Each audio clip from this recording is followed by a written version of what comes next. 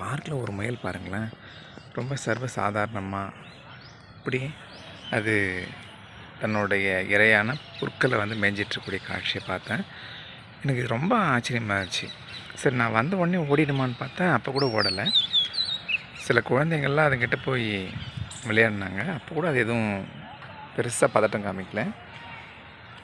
அது இஷ்டத்துக்கு ஜாலியாக சாப்பிட்டு விளையாடிட்டுருக்கு. பக்கத்தில் ஒரு நாய்க்குட்டி ஒன்று இருக்குது, அது கூட வந்து பிறக்கிறத பார்க்குறோம்.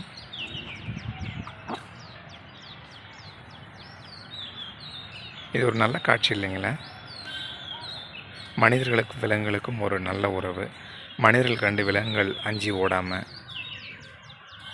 விலங்குகளை கண்டு மனிதர்கள் அஞ்சி ஓடாமல் இருக்கக்கூடிய காட்சிகள்.